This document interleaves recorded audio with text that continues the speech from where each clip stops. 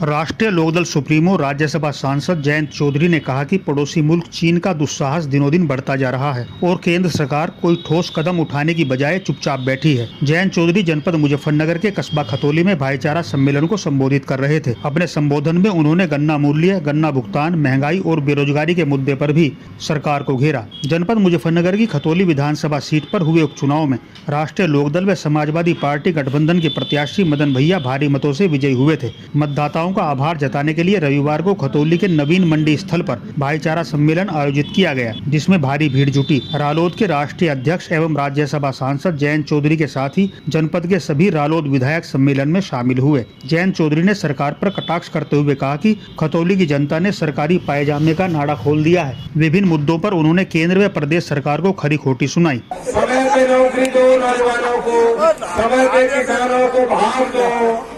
जो हमारे मजदूर भाई मजदूरी मांगते हैं, नरेगा योजना ठप पड़ी है, सरकार उसका बजट में कटौती करती है, उस योजना को बढ़ाया जाए।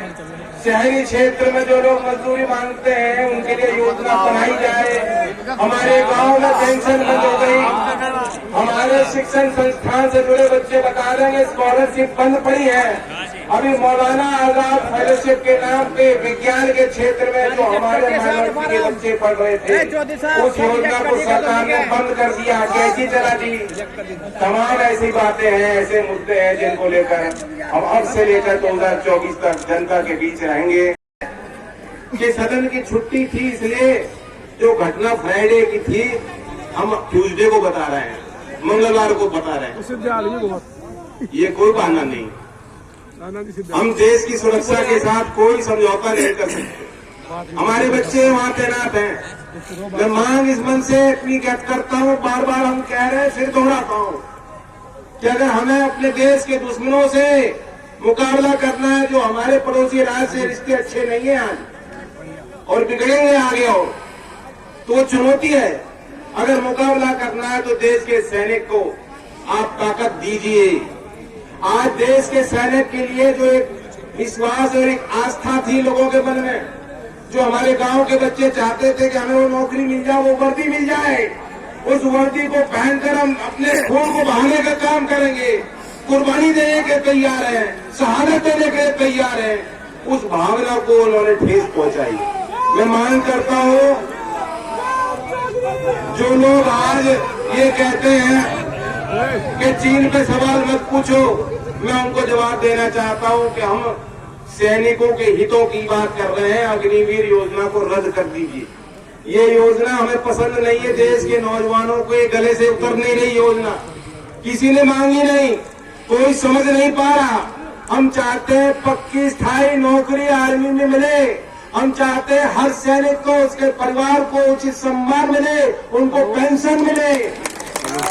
जो सरकार ये कहती है कि सैनिक को पेंशन देने के लिए हमारे पास पैसे नहीं है, वो देश के नए पार्लियामेंट में पैसा क्यों खर्च करती है? 5 साल में 3,500 करोड़ रुपए अपने प्रचार में, एडवर्टीजमेंट में खर्च क्यों करती है?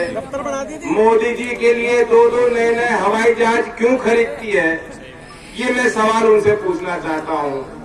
और एक मशहूर कवि ने कहा था ना कि तू इधर उधर की ना बात कर, मुझे बता कि कारवा क्यों लूटा, मुझे बता ये कारवा क्यों लूटा। मुझे रहजनों से गिला नहीं, तेरी रहबरी से सवाल है। तो मोदी जी अब ये कपड़ों की बात कर रहे हैं कि फलाने अभिनेता ने किस रंग के कपड़े पहने। लानत है। ये दरवाजे पर चटकनी लगा के अकेले जब कमरे में होते, कैसी तस्वीर देखते, पता लग गया देश को कैसे मीट कर पा रहा है। और ये तो आपकी रोज की जिंदगी है। 5,000, 6,000, 7,000 रुपए के लिए ये सरकार के दलाल आपके दरवाजे पे वसूलने को तो आ जाते हैं, लेकिन जो आपका ड्यू है, जो आपका भुगतान समय पर होना चाहिए, अभी तक भी सरकार गन्ने का भाव खोलने को तैयार नहीं। लेकिन आपने इनके सरकारी पजामे का नाड़ा खोल दिया।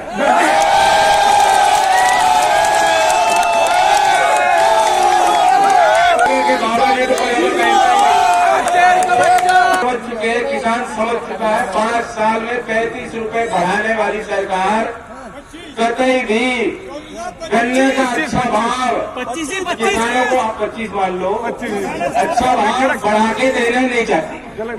इनकी मंशा साफ हो गई तो आप गांठ बांध लो। खतौली में तो ऐसा मौका आपको मिला है जो दूसरे क्षेत्र में जनता को नहीं मिला। सोमवार का दिन सदन चालू था, कोई खलल नहीं थी, सामान्य चर्चा दोनों सदन में हो रही। मैं भी राज्यसभा में बैठा था, हम लोगों को जानकारी नहीं थी, लेकिन मीडिया वालों ने जब बताया कि इस तरह से हमले हो रहे हैं, मुकाबला हमारे सैनिक कर रहे हैं, सरकार की जिम्मेदारी बनती थी कि जब सदन का सत्र चालू था तो देश की उस पंचायत में, उस पवित्र जगह पे, उस सदन में उनको जवाब देना चाहिए था। पहले जानकारी सदन को मिलनी चाहिए। जीत के बाद ये पहला मौका मिल रहा है, जनता को, कार्यकर्ताओं को, गठबंधन को धन्यवाद देने के लिए आए हैं और इस नारे को लेकर हम चुनाव में लड़े थे, मैदान में आए और चुनाव जीत कर हमें जनता ने हमारे हौसले बढ़ाए। भाईचारा जिंदाबाद का नारा फिर दोबारा गूंजा। चौधरी साहब, 1 साल की घोषणा की है आपने 1500 गाँव में, कैसे घूमेंगे, क्या संदेश देंगे? समरसता अभियान के नाम बहुत से ऐसे छोटे छोटे गाँव हैं जहाँ कभी कोई गया नहीं है। आपने गाँव का हम रूट प्लान बनवा रहे हैं। प्रदेश के विभिन्न जनपदों में जाऊंगा, हर 30 से जन कार्यक्रम होंगे, 10 से 15 गाँव रोज करूंगा। आपने पठान मूवी का बहुत ज्यादा विरोध हो रहा है, क्या कहेंगे इस पर आप? मैंने देखा। अच्छा, आपने मूवी के बारे में इतनी चर्चा करना, अग्निवीर भर्ती को रद्द करने की मांग की है जी, क्योंकि आप देख रहे हैं कि चाइना की जो घुसपैठ है, कौन मुकाबला कर रहा है? देश के सैनिक कर रहे हैं। तो उन सैनिकों का मनोबल नहीं गिरना चाहिए। उस वर्दी के प्रति जो आस्था लोगों के मन में है वो कमजोर धूमिल नहीं होनी चाहिए। सेमीफाइनल में जीत हुई है, फाइनल का क्या 24 का? कौन से फाइनल? उपचुनाव जो चल रहा था 24 का। सेमीफाइनल था या क्वार्टर फाइनल था? अच्छा, तो पाकिस्तान के विदेश मंत्री ने एक टिप्पणी की है, क्या कहेंगे उस पर आप? अशोभनीय टिप्पणी है, लेकिन मैं याद दिलाता हूँ, अभी हाल में यूएस के स्टेट डिपार्टमेंट के बड़े अधिकारी ने जब उनसे पूछा गया कि सलमान बिन रशीदी को जो सऊदी अरेबिया के हैं, अमेरिका ने क्यों माफ कर दिया जब उन्होंने पत्रकार का खून किया, उनको वीजा क्यों दिया गया, तो उस अधिकारी ने जवाब दिया कि हमने मोदी जी को भी उसी तरह माफ किया था। तो अमेरिका के उस बयान का भी संज्ञान उन लोगों को लेना चाहिए। और बाकी मुजफ्फरनगर में हम यात्रा निकालेंगे, हम शामली में यात्रा निकालेंगे। अरे सरकार तुम्हारी है, पाकिस्तान के राजदूत को बुला लो और उनसे जवाब मांग लो। ये तो तुम 2-4 पार्षद की सीट जीतने के चक्कर में कर रहे हो, देश देख रहा है। जैन जी, आपने कहा है सदन में झूठ बोला गया है चीन को लेकर। मैंने ये कहा सदन को पहले जानकारी दी जानी चाहिए थी। सोमवार को दोनों सदन चल रहे थे, चालू थे, और सदन में रक्षा मंत्री को सोमवार को ही बयान दे देना चाहिए। गन्ने का भुगतान के बाद चर्चा करने का हक बनता है, जिस चर्चा को सभापति ने होने नहीं दिया। अच्छा, क्या 2024 में तीनों गठबंधन का जो देखा जा रहा है, ये तीनों साथ लड़ेंगे या फिर?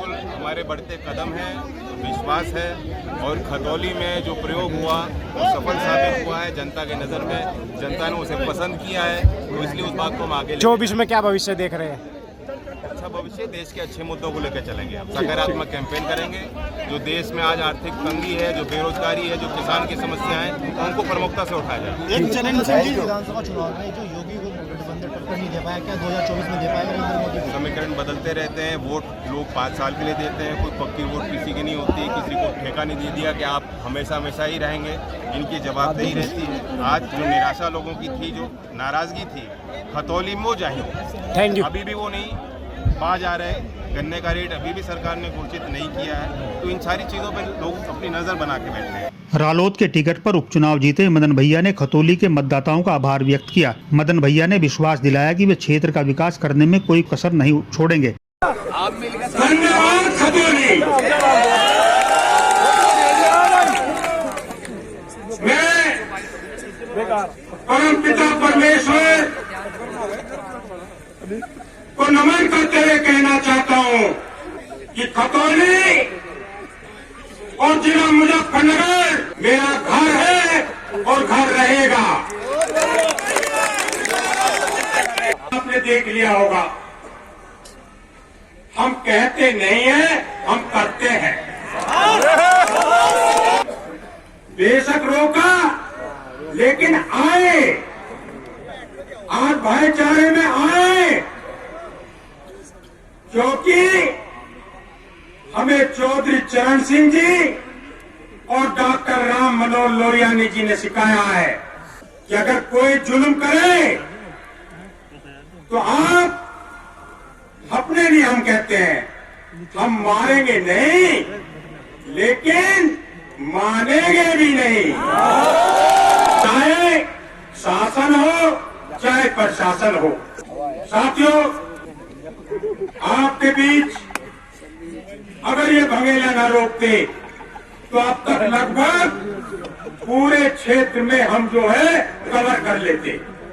पर चलिए, अब शपथ ग्रहण के बाद आप एक एक गांव में आएंगे, एक एक कस्बे में आएंगे। हम तो करेंगे ही विकास के लिए और माहौल बदलने के लिए। जैसे आपने अब सहयोग दिया है, भविष्य में भी आपका सहयोग मिलेगा, ये मेरी अपेक्षा है। जो बातें बहुत हैं, फिर कहेंगे, लेकिन एक बात कह के जा रहे हैं, भाईचारे का उद्देश्य क्या है? भाईचारे का उद्देश्य आज से 2 साल पहले अल्लामा इकबाल ने कहा था, मजहब नहीं सिखाता आपस में बैर रखना, हिंदी है हम, वतन हिंदुस्तान हमारा। यही हमारा भाईचारा है, यही भाईचारा हमें सिखाता है। और भाईचारे कब लोग लौट रहे हैं, इसका सबसे बड़ा उदाहरण में बह गई थी वो जातियां, चाहे वो गुर्जर हो, चाहे वो दलित समाज हो, चाहे वो त्यागी समाज हो, यहां तक कि रवा राजपूत और ठाकुर समाज भी क्यों ना हो, लोग समाज लौट रहा है, सर समाज लौट रहा है। क्योंकि साथियों, आप लोगों ने एक चीज देखी होगी, विकास बहुत अच्छा लगता है, लेकिन जब घर में आग लग जाती है, लोग विकास नहीं पार्टी लेके दौड़ते हैं।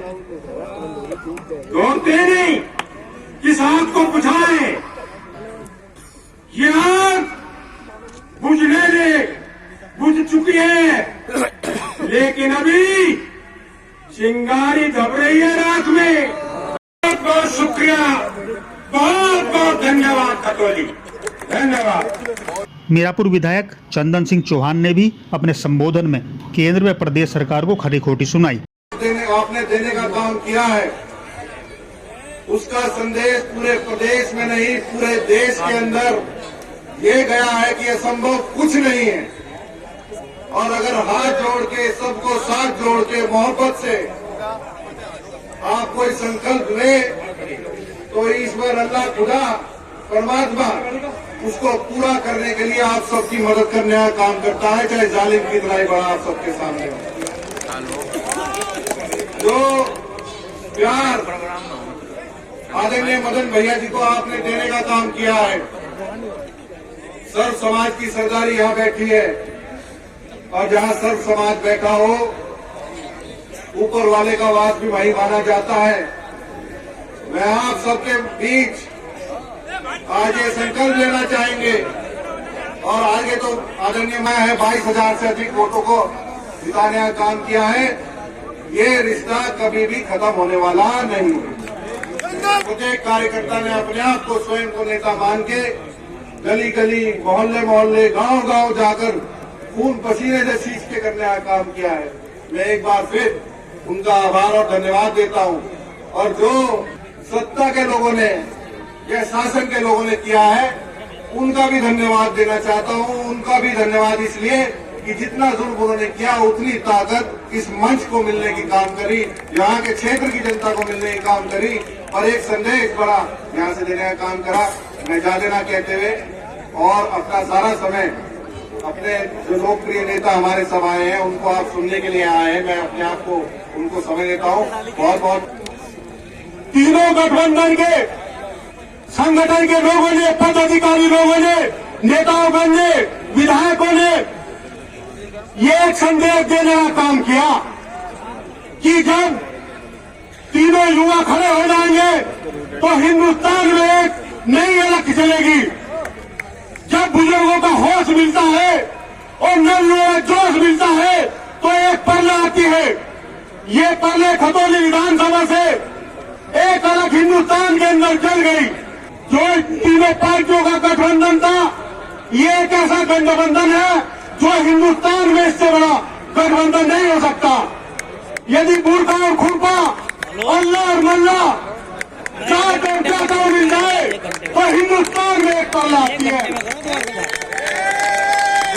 ये परले खतौली विधानसभा के उन लोगों ने गिराने का काम किया और हमारे राष्ट्रीय अध्यक्ष लोकदल के जयंत चौधरी ने जो 20 दिन रहकर प्रत्येक घर में एक पर्ची वोट के लिए डाली, तो इन नवयुवकों को उठाने का, जगाने का, चेतना और जागृति पैदा करने का जो काम किया, ये एक संदेश पश्चिमी उत्तर प्रदेश में नहीं, हिंदुस्तान के प्रत्येक कोने में गया।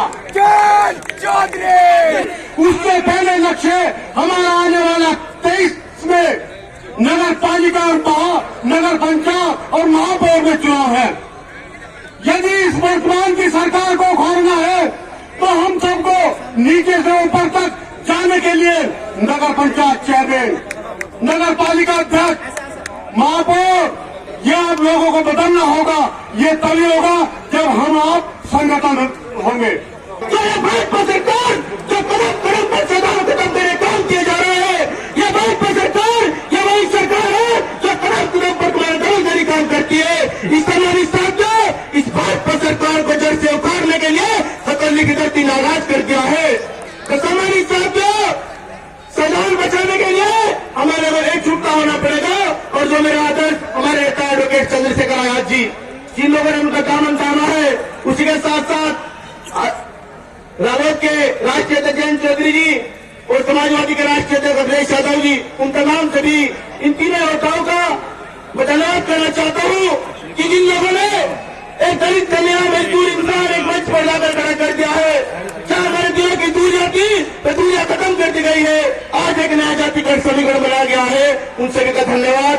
मेरे मन में आया कि मुख्यमंत्री की भी इतनी सुरक्षा नहीं रही होगी। पूरे रास्ते पर स्वागत के स्वरूप पुलिस प्रशासन के लोग खड़े थे, लेकिन उनके मन में गलत बात थी। अरे चुनाव प्रतिनिधि को उसके क्षेत्र में जाने से रोकते हो, कैसी शपथ ली थी आपने? यह शपथ ली थी कि भाजपा की गुलामी करोगे, भाजपा की गुलामी में करोगे, रोकने का काम करते हो। ये ध्यान रखना, जब सरकारें बदलती है तो ऐसे लोगों के ही नाम चिन्हित होते हैं। यह मंडी में प्रोग्राम हो रहा है। मैं बधाई दूंगा समाजवादी पार्टी राष्ट्रीय लोकदल के कार्यकर्ताओं को। मंडी का परमिशन कर दी सीओ ने, एसडीएम ने परमिशन कर दी, इंस्पेक्टर ने, डीएम के यहाँ पर फाइल पहुंची कह रहे मंडी में प्रोग्राम नहीं कर सकते। लेकिन जब पता चला परमिशन दो या मत दो, प्रोग्राम तो मंडी में होगा। देखिए, आज जो उपचुनाव हुआ है, हमारी बहुत बड़ी ऐतिहासिक जीत हुई है उसके अंदर। तो पब्लिक का जो शुक्रिया अदा करने के लिए हमारे सबने डिसाइड किया था, तो आज के लिए यहाँ पे एक इंतजाम किया। कैलाश नगर सचिव नवाब गुज्जर समोली, इंद्रपाल नरेंद्र अपने सभी साथियों के साथ यहाँ पहुंचे हैं। हार्दिक अभिनंदन, हार्दिक स्वागत है। डिसाइड करनी है, बाकी हम लोग अपनी तरफ से तैयार हैं। जनपद मुजफ्फरनगर की 6 में से 5 विधानसभा सीटों पर रालोद सपा गठबंधन काबिज है। गठबंधन का जनाधार लगातार बढ़ता जा रहा है। इसकी बानगी भाईचारा सम्मेलन में उमड़ी भीड़ ने भी दिखा दी है। अब देखना होगा कि आने वाले निकाय चुनाव में यह गठबंधन सत्तारूढ़ भाजपा को कितनी चुनौती देता है।